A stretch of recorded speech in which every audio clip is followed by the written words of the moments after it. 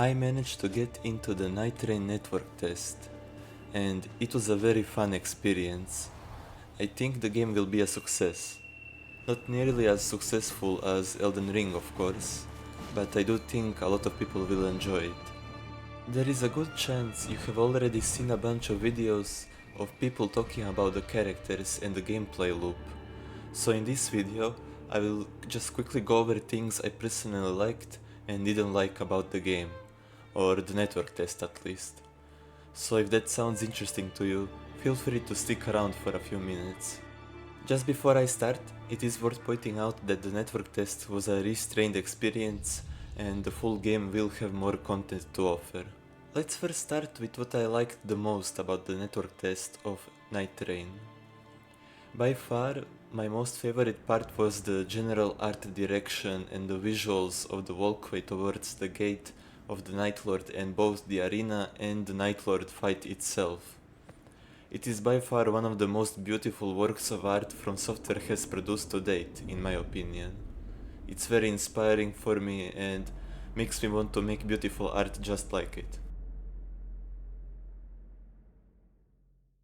And yes, the only unique enemy in the network test was Gladius, Beast of Night.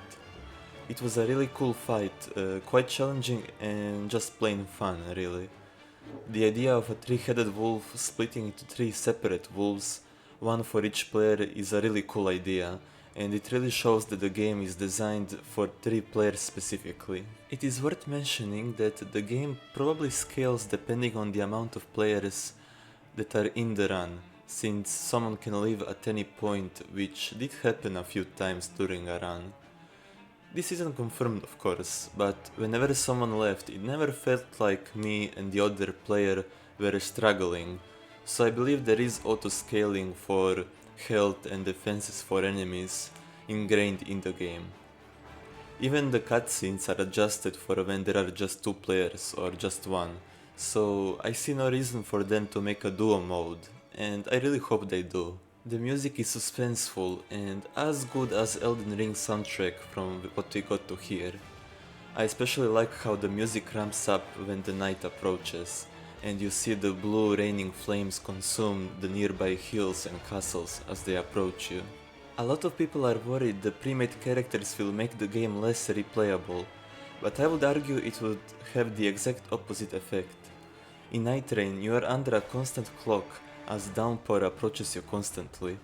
Having to make a build on the fly will impede you quite greatly for the incoming boss fights at the end of each day, and having a pre-made character with a specific build in mind is a great jump start to have. For example, if you want to go for an intelligence mage build, it is much better to start with a character that already has intelligence as its favorite stat, and 2 glintstone spells from the get-go that a blank slate character would not have.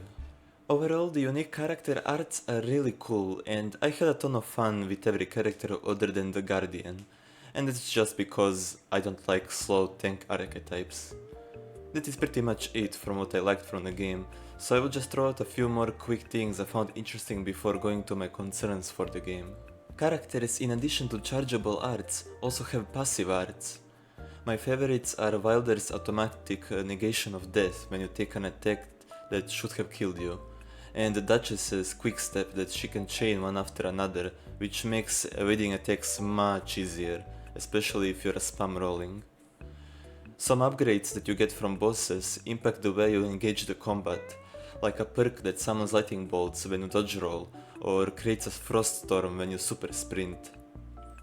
Wall jumping is also very fun, it adds to the pace of the game quite well.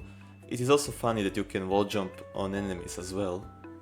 Bows and crossbows have unlimited arrows. This makes ranged builds much more viable than in Elden Ring. Consumables are also actually very useful. If you don't use them, you will be hindering yourself quite a lot. Throwing pots deal quite a large amount of damage even to bosses, and the buffs often do make a difference, especially if they affect both you and your teammates at the same time. Additionally, spell slots have been removed, and every casting armament has 2 spells assigned to them. Wilder can combo a grappling hook into his ultimate art, and the Duchess performs a black flip when doing a running heavy attack with daggers, which is way more fun than you might think. and the crouch button was actually replaced with the super sprint, which makes sense since the game is faster paced, so there is no time to sneak around. Well, let's dive into some of my concerns for the game, which I don't have a lot of. Honestly, the biggest thing I dislike about Nightreign isn't even the game, it's that it costs 40 euros and will apparently have a DLC with a separate price tag that should at least enhance the experience and variety of runs. The game is mostly reused Elden Ring assets from the environments, enemies, bosses to even weapons and items. I think that the game should not only be cheaper, but also have this DLC be a part of the actual base game. Because at this rate, now I don't know how the finished game will look like, but in the network test, variety in runs was not very existent. There were only 2 maps, and I'm sure there will be more in the finished game. But at this rate, with the DLC together, the game will be a very similar price with Elden Ring. I might be alone on this, but this is my biggest gripe with the game personally.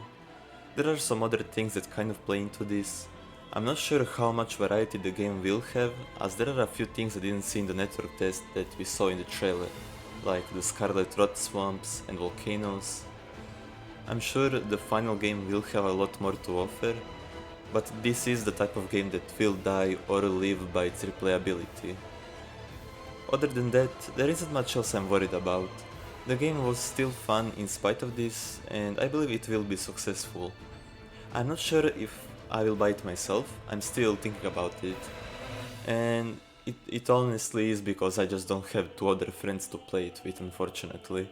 And this strikes me as the type of game that has most of its fun hidden in cooperative sessions that you will have with your friends. That's about it. Hopefully you found what I had to say about the network test of the game interesting, or at the very least helpful in clearing up any uncertainty for the game that you might be having. And it is worth repeating, the final game will be more varied than the network test, and by extension more fun. Alright, thank you for watching and bye bye.